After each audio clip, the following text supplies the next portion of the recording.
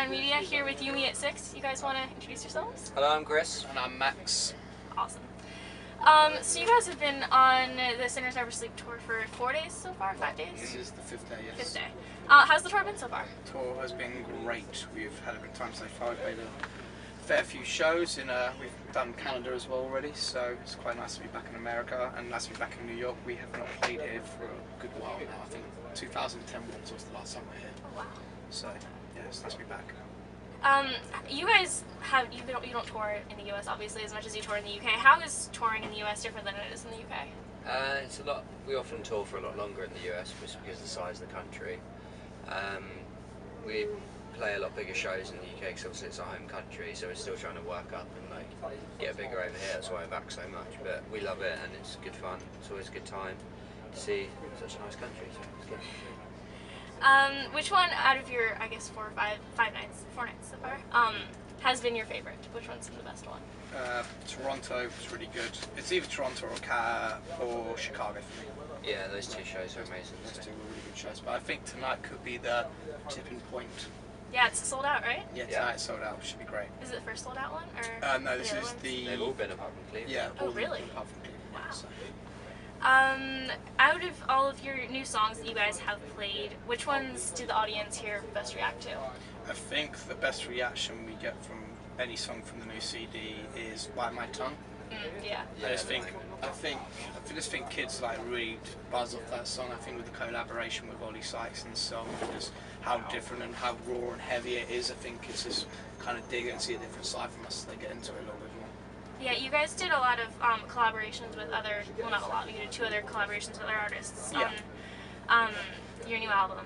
How is recording with other artists? How is the process, I guess, different than just writing or recording with each other?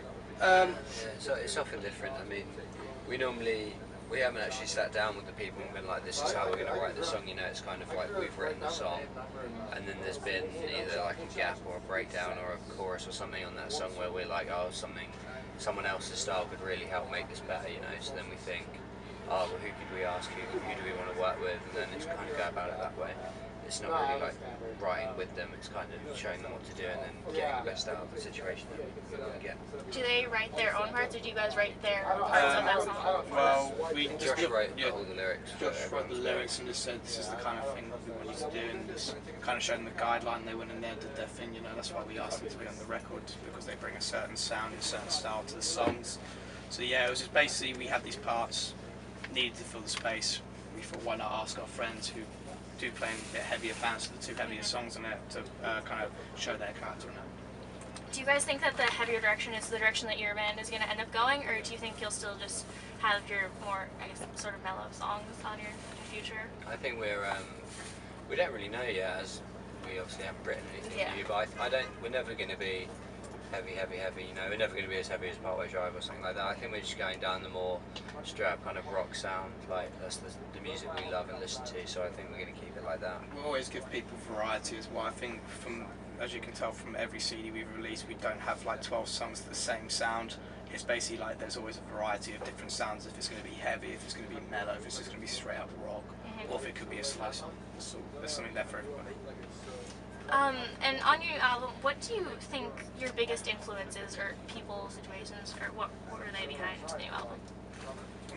Well, musically, I think I can say some of our biggest idols are bands like Jimmy Eat World, Incubus, Brand New. You know, that's where we take a lot of influence from. Foo Fighters and all basically just rock music, but we take influence from everything really. You know, we just write music what we think sounds good and that we enjoy playing and listening to as well ourselves.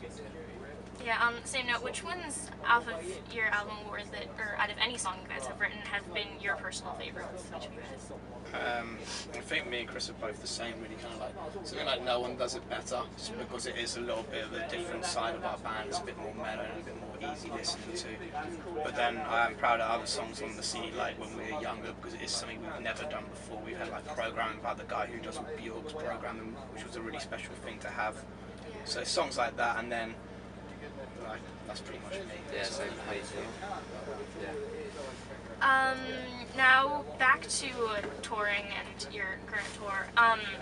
Which songs do you guys get requested to play the most from fans? It's often, I often find it's old, weird ones that we don't really play anymore, just because I think some people often want the chance to see something that we maybe won't play because it's so old, or but yeah, it's often songs like The Rumour and things like that, but mostly we just stick to our set of what we're playing, because we're here to promote a new CD, not trying to do the old ones, you know, so we just stick to what we've planned to do and just get it done. That's how we like to work. Which one is your guys' personal favorite to play at shows?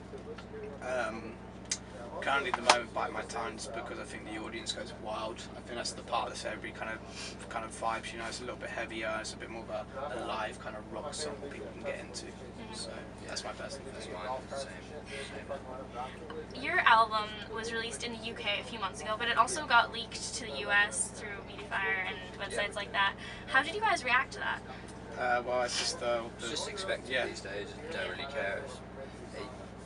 And every single CD that's ever going to come out in the future is always going to be leaked as soon as it's come out, so there's nothing you can do about it. Just think of it as people are still getting your music, whatever. So as long as someone listens to it and that makes them happy, then that's cool. Yeah, as long as our fans as well, they like the sound to see if they want to download it, they go and download it, because it was obviously, as you said, it was out in the UK a few months before, but if they can go out and buy the hard copy now, you know, I think fans would benefit from it, because we also have our documentary on there as well. Yeah, that's what the main people reason can't just why. watch on the internet, like as a whole DVD. Yeah. So it's one of the main reasons why you should go and buy the CD, because the documentary kind of shows you a light of our band that people would never have guessed. Yeah.